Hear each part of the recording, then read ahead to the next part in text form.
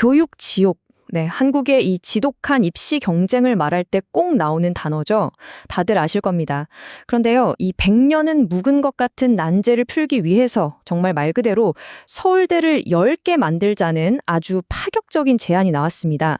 이게 단순히 교육 정책 하나를 바꾸는 걸 넘어서 아예 한국 사회의 판을 바꾸려는 거대한 설계인데요.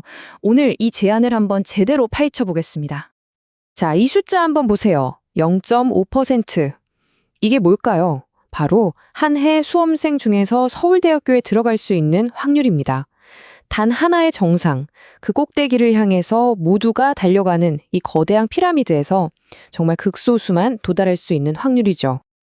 그렇다면 이 교육 지옥의 진짜 원인이 뭘까요?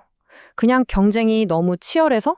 아니면 이 0.5%라는 숫자가 딱 보여주듯이 애초에 모두가 한 곳만 바라보게 만드는 이 시스템 자체가 문제인 걸까요? 이 정책을 설계한 사람들은 바로 이 구조가 문제라고 보는 겁니다. 그래서 오늘 우리는 이 문제를 이런 순서로 한번 살펴볼게요. 첫째, 도대체 왜 교육지옥이라는 병이 생겼는지 진단부터 해보고요. 둘째, 서울대 10개 만들기라는 처방전은 구체적으로 뭔지. 셋째, 이 약을 쓰면 어떤 효과가 있을지. 넷째, 혹시 부작용은 없을지.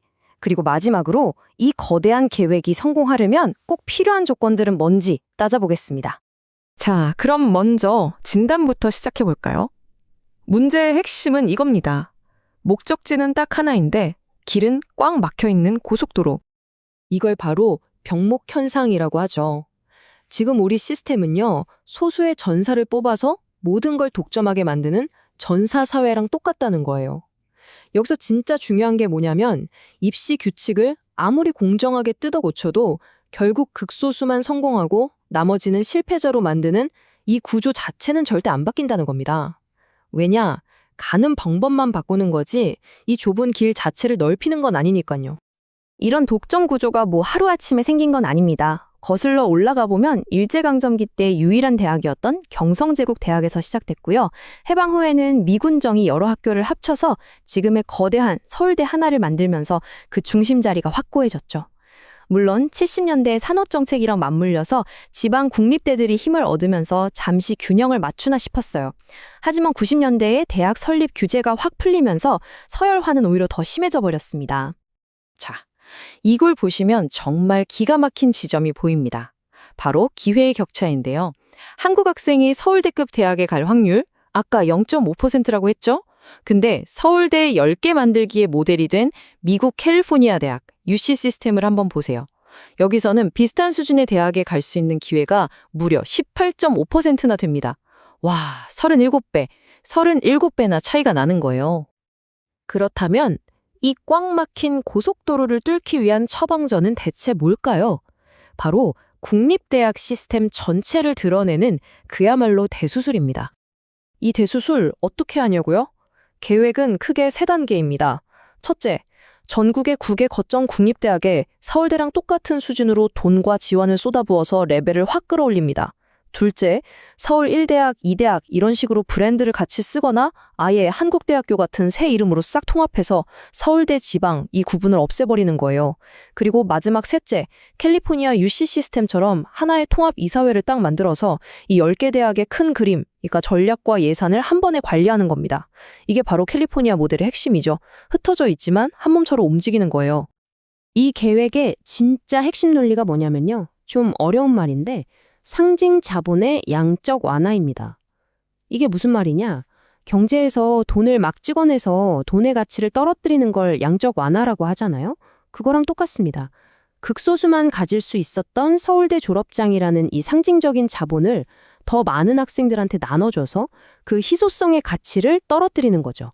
그러면 자연스럽게 학벌의 힘이 빠지고 학벌주의 시스템 자체가 약해질 거라는 계산입니다. 이 정책을 지지하는 사람들은요, 이게 그냥 교육 문제 해결하는 걸 넘어서 지금 한국이 겪고 있는 여러 국가적인 위기를 한 방에 해결할 신의 한 수가 될 수 있다고까지 주장합니다. 도대체 어떤 효과들을 기대하는 걸까요? 그 효과를 이해하려면 대학이 가진 2가지 힘을 알아야 하는데요. 하나는 졸업장으로 사회적 지위를 주는 지위 권력이고요.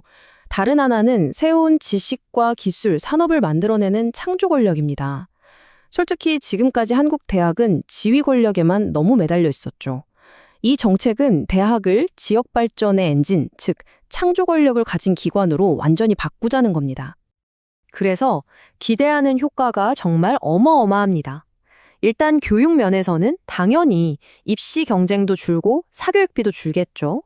지역 문제로 넘어가면 지방에 똑똑한 지식 허브가 생기니까 기업들도 내려오고 청년들이 서울로만 몰리는 걸 막을 수 있다는 거고요. 여기서 더 나아가서 서울대병원 수준의 병원 10개가 생기면 지방 의료 문제도 해결되고 심지어 한국은행이 저출산의 핵심 원인으로 꼽았던 수도권 과밀 문제까지 해결할 수 있다는 정말 거대한 그림을 그리고 있는 겁니다. 물론 돈이 들죠. 이 정책에 매년 필요할 걸로 예상되는 돈이 약 3조 2천억 원입니다. 와, 언뜻 들으면은 정말 어마어마한 돈처럼 보이죠? 그런데 말이죠. 이 숫자를 한번 보시죠.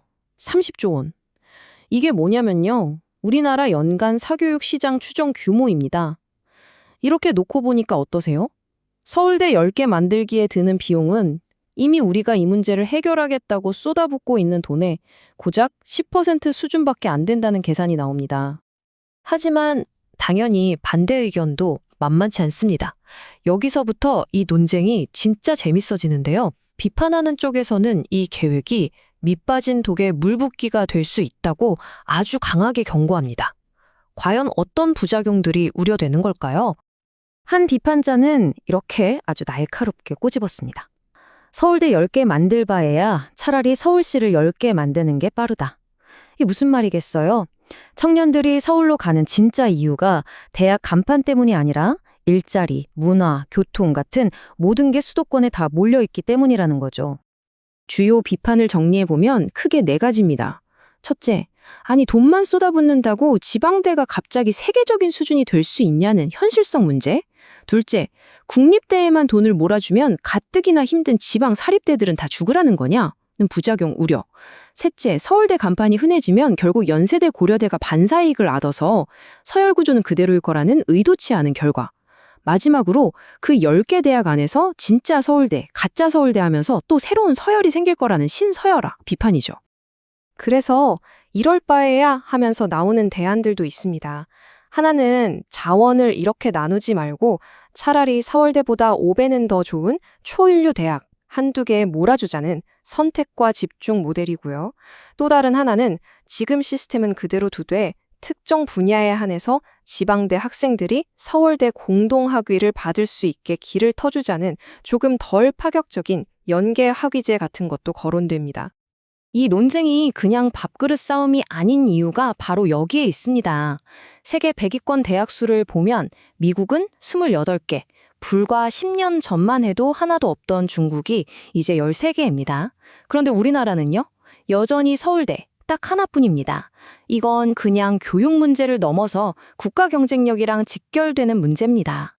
자, 그럼 이 모든 찬반 논쟁을 떠나서요. 정말 만약에 이 거대한 프로젝트를 진짜 성공시키려면 대체 뭐가 필요할까요? 마지막으로 성공의 열쇠를 한번 짚어보겠습니다. 성공하려면 딱 4가지가 필수적이라고 합니다. 첫째, 역사가 보여주듯이 최고 권력자에 흔들리지 않는 리더십. 둘째, 정권이 바뀌어도 계속될 수 있도록 법으로 보장된 막대한 예산. 셋째, 세계적인 석학들을 지방으로 끌어올 수 있는 파격적인 인센티브. 그리고 마지막으로 우리 지역이 살려면 이게 꼭 필요하다고 외치는 강력한 국민적 의지. 이 4가지가 다 있어야 한다는 겁니다. 이 리더십의 중요성, 이건 그냥 하는 말이 아니라 역사가 증명합니다. 프로이센 왕의 결단이 베를린 대학을 만들어서 독일 2차 산업혁명을 이끌었고요. 링컨 대통령이 만든 주립대학 시스템이 오늘날 미국 기술 패권의 밑거름이 됐죠. 멀리 갈 것도 없이 우리나라 카이스트 역시 박정희 대통령의 강력한 의지가 있었기에 탄생할 수 있었습니다. 결국 질문은 이겁니다. 이 서울대 10개 만들기라는 구상은 나라를 살릴 100년 대계일까요? 아니면 더 깊은 현실을 보지 못하는 값비싼 꿈에 불과할까요? 이 파격적인 처방전이 과연 교육 지옥을 끝내고 대한민국의 미래를 바꿀 수 있을지 그 결과는 앞으로의 정치적 결단과 또 우리 모두의 선택에 달려 있을 겁니다.